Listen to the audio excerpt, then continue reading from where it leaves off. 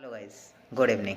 Welcome back to my channel banker come nation point. So guys, आज फिर मैं आपके सामने एक 5 से 10 मिनट की एक वीडियो लेकर प्रस्तुत हुआ हूं, जिसमें मैं बताऊंगा कि how I attempted 40 questions out of 50 question in GS section in SBI mains exam. मैंने कैसे एसबीआई के जीएस सेक्शन में 50 में से 40 क्वेश्चन अटेम्प्ट किए गाइस। तो गाइस, इसमें मैं आपको कंप्लीट स्ट्रेटजी बताऊंगा कि कैसे आपको जीए को प्रिपेयर करना है और आप अपना जीए का सेक्शन कैसे क्रैक कर सकते हो एसबीआई मेंस के दौरान अपना। तो गाइस, वीडियो को कंप्लीट देखें, आपको कंप्लीट स्ट्रेटजी पता चल जाएगी गाइस। तो सबसे पहले गाइस मैं अपना इंट्रोडक्शन देता हूँ। मेरा नाम रामदेव है guys and working as an associate at SBI Ahmedabad circle. So guys, मैंने जैसे कि बताया आपको कि मैंने 50 में से 40 क्वेश्चन अटेम्प्ट किए थे गाइस एसबीआई मेंस के जीएस सेक्शन में। तो उसके लिए ही ये वीडियो है गाइस, वीडियो को एंड तक ज़रूर देखें।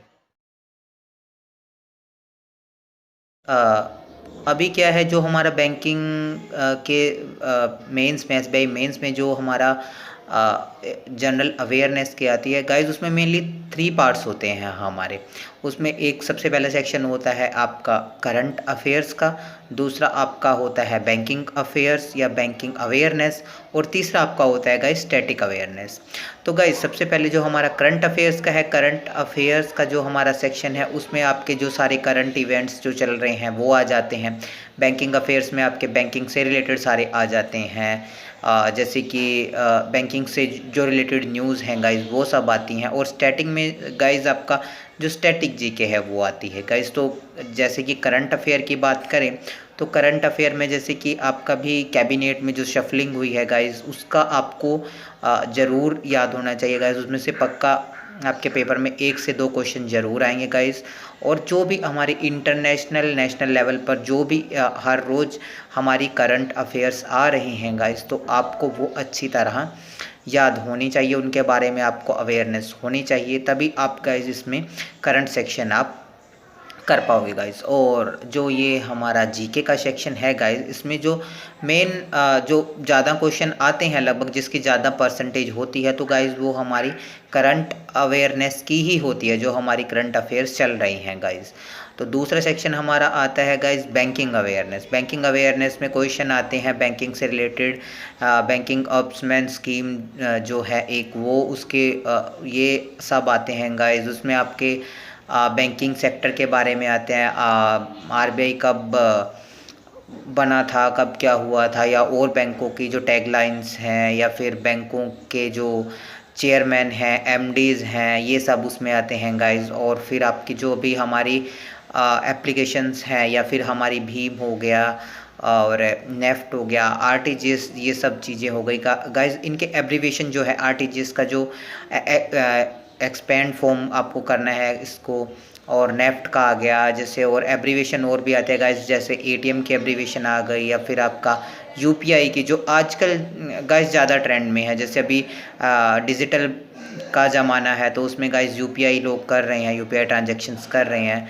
तो आपके चांस होते हैं कि ऐसे क्वेश्चन की, जैसे ये यूपीआई की फुल फॉर्म पूछी जा सकती है, एटीएम की फुल फॉर्म पूछी जा सकती है, और जो भी कोई बैंक्स जो और भी आ रहे हैं, और वो अभी डिजिटली अवेयर करने के लिए, या फिर डिजिटली अवेयर करने के लिए क्या क्या स्कीम्स लेके आ रहे हैं गाइस, उसके बारे में क्वेश्चन पूछे जाता है। तो गाइस, आप उसके रिगार्डिंग अवेयर होने चाहिए। और तीसरा सेक्शन हमारा जो है वो हमारे स्टैटिक जी के आता है गाइस, जैसे जिसमें हमारी आती है पार्क्स आ गए हमारे, और एयरपोर्ट्स आ गए, वाइल्ड लाइफ सेंचुरीज आ गई, और गाइस हमारी करेंसी आ गई, इम्पोर्टेंट डेज जो आ गई, इम्पोर्टेंट जो डेज हमारे होते हैं स्टैटिक में वो भी आते हैं गाइस।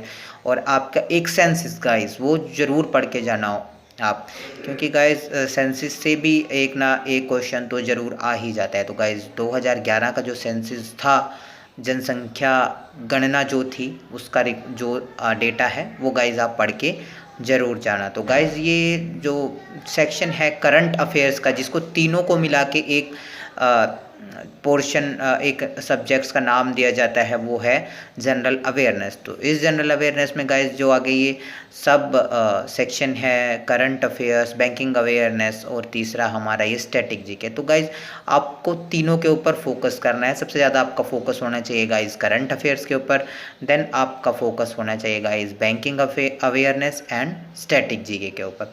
गाइस ये तीनों ही हेल्पफुल हैं। आप ये मत सोचें कि मैं करंट अफेयर्स पढ़ के जा रहा हूँ तो मैं बैंकिंग को छोड़ दूँ या फिर मैं स्टैटिक को छोड़ दूँ, क्योंकि गाइस स्टैटिक भी उतनी ही ज़रूरी है जितना आपकी ये करंट इवेंट्स और बैंकिंग अवेयरनेस ज़रूरी है गाइस। क्योंकि गाइस जो हमारा स्टैटिक जीके है वो भी हमारी कहीं ना कहीं रिलेट होती है अपनी करंट अफेयर से। करंट इवेंट में जहाँ पे जो जो चल रहा है, जैसे अभी नेशनल पार्क बड़े हैं, अभी कितने हो गए हैं, आंध्र प्रदेश में बड़े हैं, आसाम में बड़े हैं, या फिर इधर कर्नाटका में डिस्ट्रिक्ट बड़े हैं गाइस। तो कितने डिस्ट्रिक्ट हो चुके हैं, कितना क्या हो गया है गाइस, और अपने रामसर साइट कितनी हो गई हैं अभी।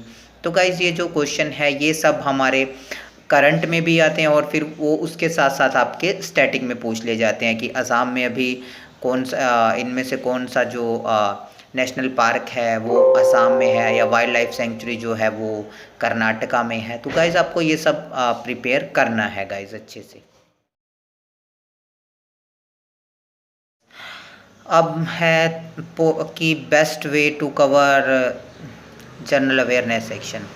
तो गाइज़ अभी बेस्ट वे क्या है कि देखो सबसे पहले तो है आपकी डेली जो है आप वो जीके पढ़ो। उसके बाद गाइज़ आप मॉक टेस्ट दो।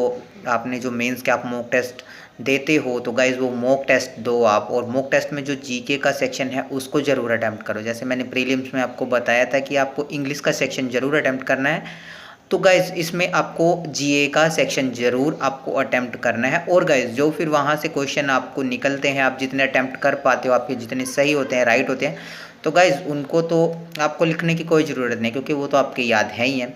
पर गाइज़ जो आपको नहीं क्वेश्चन आते तो गाइज़ आप उनको एक कॉपी के ऊपर या आपका जनरल अवेयरनेस का जो भी आपने एक नोटबुक बनाई होगी तो उसके ऊपर आप लिख सकते हो, या फिर आप उसके स्क्रीनशॉट लेके रख सकते हो गाइज़।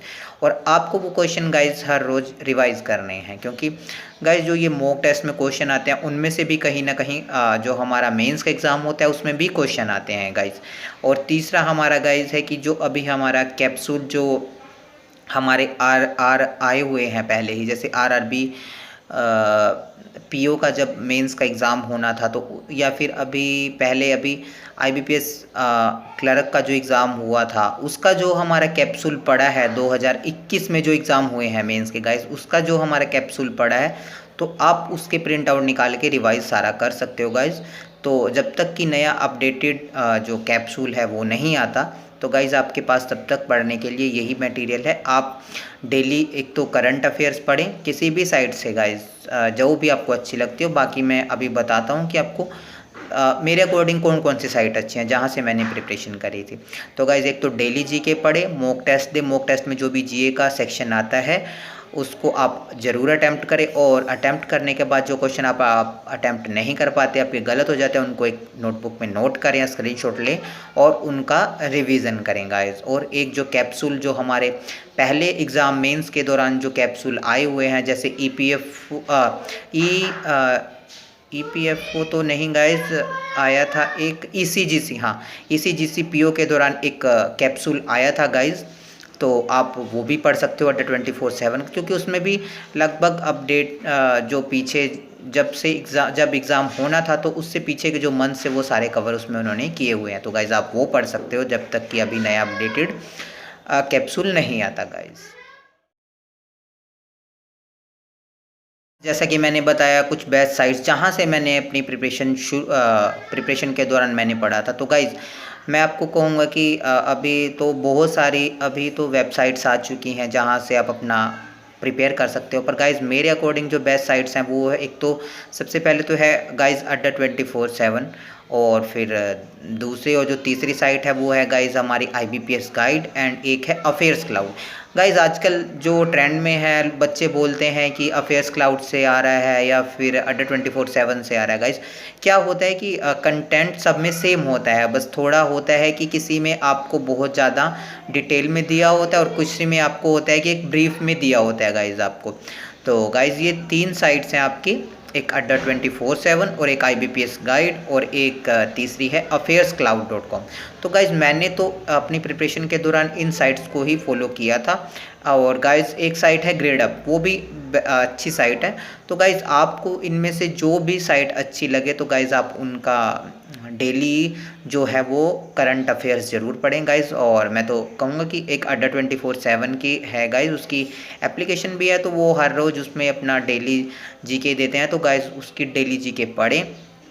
देन और आप अदर अपने एक्स्ट्रा के लिए आप ये साथ के साथ आप फॉलो कर सकते हो IBPS गाइड और ये ग्रेड अप हो गया और फिर अफेयर्स क्लाउड।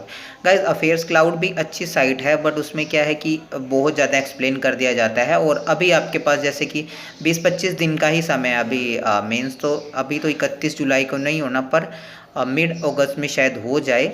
तो गाइज उसके लिए फिर आपके पास इतना टाइम नहीं है कि आप इतना डिटेल में पढ़ सकें। तो गाइज अभी आप थोड़ा ब्रीफली पढ़ें, पर जो भी आप पढ़ें उसको याद करें, मतलब रिवाइज करते रहें गाइज, तो आपको वो याद रहेगा एग्ज़ाम के दौरान भी। गाइज एक दूसरा क्वेश्चन है, बड़ा क्वेश्चन, कि कितने मंथ्स की जीके सफिशिएंट होगी मेंस के एग्ज़ाम के लिए। तो गाइज़ मैं तो कहूँगा कि 5 से 6 मंथ्स जो हमारा कैप्सूल आता है गाइज़, उसमें 5 से 6 मंथ्स की जो जीके होती है वो हमारी कंप्लीट हो जाती है उसमें 5 से 6 मंथ्स में। और गाइज़ जब मेरे टाइम पे था तो गाइज़ मैंने वो कैप्सूल ही फॉलो किया था, कोई मैंने मंथली कैप्सूल नहीं पढ़ा। मैंने जो ये इनका एक मेंस से पहले जो एक आता है कैप्सूल आता है गाइज़, वो ही मैंने फॉलो किया था गाइज़। तो लगभग 5 से 6 महीने की जीके ही सफिशिएंट है गाइज़। बाकी तो ये है कि आप जीके जितना पढ़ लो उतना ही कम है गाइज़। तो 5 से 6 महीने की जो जीके है उसको तो एटलीस्ट अच्छी तरह प्रिपेयर कर लें गाइज़।